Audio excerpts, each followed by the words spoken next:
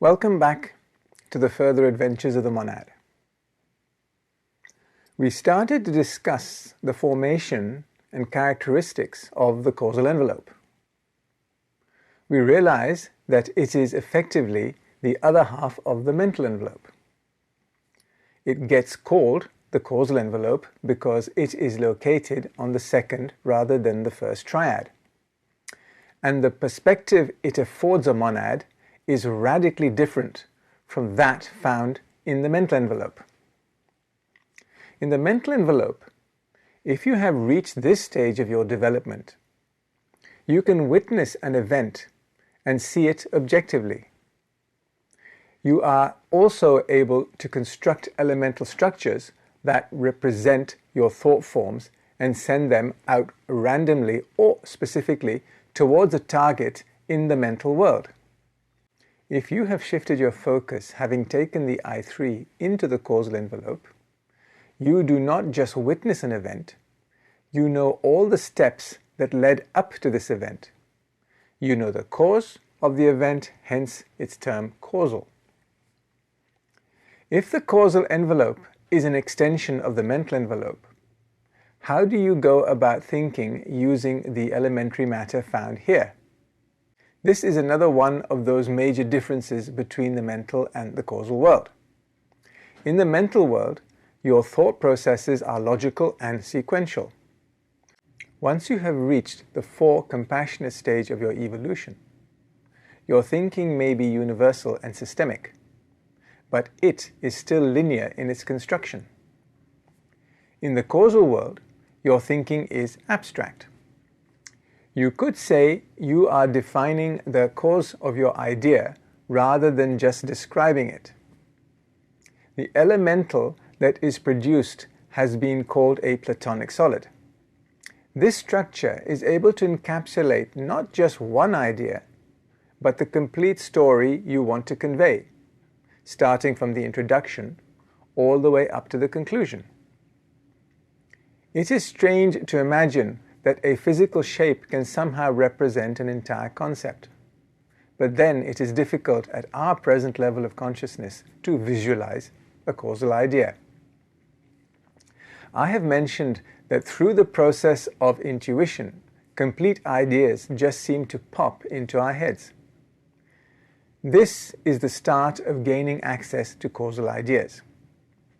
What makes the causal world so exciting is the potential to generate complete concepts. They can just float around until someone has an intuitive, bright idea on the mental plane and thinks that they actually came up with it. They did not. That causal concept was, more likely than not, thought up by someone else doing the work and constructing the causal elemental. In fact, it is even more diffuse than this, because the core of those ideas does not even get generated in the causal world, but rather in the unity world, 46. This is another rabbit that needs to be pulled out of the hat, and I'm not going to do that now. I have talked so far about intuition and placed the existence of such ideas as originating from the 47.3 subplane. What goes on when you get to the 47.2 subplane? You still generate causal ideas on this subplane, but rather than being called intuitional, they are called inspirational. Why? Because when a recipient of such a causal thought gets ideas from this subplane, they are inspired, and this is an active process, usually guided by someone from the causal plane or even higher. They are working directly with the monad receiving the idea. This is not just you receiving a bright idea. This is your guardian angel or a member of the hierarchy trying to get a specific idea into circulation on the mental plane. This may then finally materialize as art, literature, or a scientific concept in our physical etheric world. Just to recap, when your monad finally focuses itself in the 47.1 permanent atom, you have continuity of consciousness, and you are almost a fully functional first self. You are, however, still not fully in charge of your faculties. Your guardian angel is now running your show, even if you now consciously contribute to many of the events and processes that are occurring to you. So, now let's look at what our solar divas are up to and where they are residing. Welcome to the Causal Lotus. There is a lot of talk about the Causal Lotus in esoteric literature, but what is usually not grasped is that this lotus is the physical embodiment of our guardian angel, not one of them, but all 13 of them. Think of your Causal Lotus as a series of chakras. They are energy centers that link down into your lower chakras. Establishing direct contact in this manner is what unites our first and second triads. The structure of this lotus is arranged as a series of petals, stacked into 4 rosettes, each rosette comprising of 3 petals. Remember, each petal is the physical manifestation of a solar diva. This comprises a single evolutionary mental atom 47-1. At the start of our journey through the 4th kingdom of nature, the lotus appears as a closed bud. Over the course of thousands of incarnations, it slowly unfolds as each petal is activated. Each rosette contains a knowledge, a unity, and a will petal. For a more detailed description of the form and function of these petals, see my previous presentations. One that comes to mind is presentation 38, the mental body. Rather like the triad, the initial 9 petals of the Causal Lotus have repeating structures, both within each rosette and between the rosettes. So the lowest rosette is focused on developing a link between itself and the throat chakra. However, in this rosette, you also have a unity and a will petal.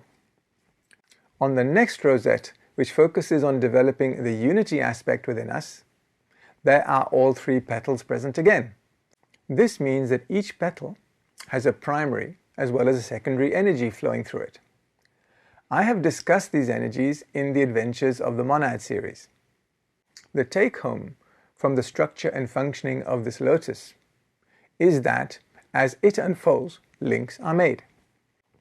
They occur first between the causal permanent atom 47-1 and the mental molecule 47-4. As the monad expands its consciousness, the 46-1 unity atom then links to the 47-1 permanent atom in our emotional bodies. Finally, a link is forged between the 45-4 permanent molecule and the 49-1 permanent atom. Notice how the unity and will petals are related to the unity 46-1 and the lower spiritual 45-4 triad envelopes. It is worth noting that the 45-4 permanent molecule, the highest envelope in the second triad, is linked to the lowest envelope, the physical envelope 49-1. Once all these 3 links are made, we have reconstructed our triad bridge. Normal service is about to resume, and we are on our way to departing the 4th kingdom of nature. But wait a minute. There are 4 rosettes in the Causal Lotus. What is the function of this last rosette? The connections have been painstakingly built up between the knowledge, unity and will petals and our permanent atoms and molecule.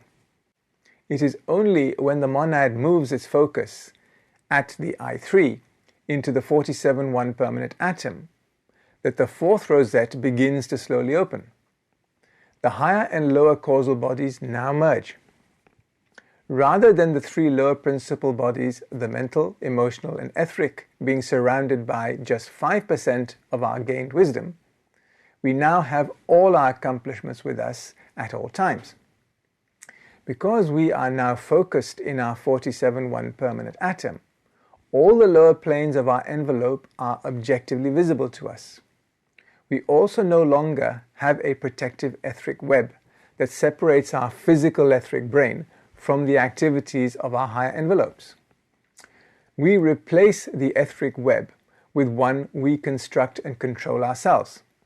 This is what happens when we raise our Kundalini and burn through this structure. If you accidentally short-circuit this structure by raising your Kundalini prematurely, God help you. When we take the I-4 and migrate into the fifth kingdom of nature, our fourth rosette, which is known as the jewel in the lotus, fully opens. I have talked about 4 rosettes and 3 petals per rosette, which makes 12 petals, and therefore 12 solar divas.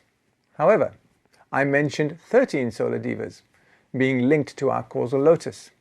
This is because there is a head honcho, the 13th solar diva, that marshals the other 12 divas and can focus its energy into any of the 12 petals. It is this diva that is worth directing your prayers towards.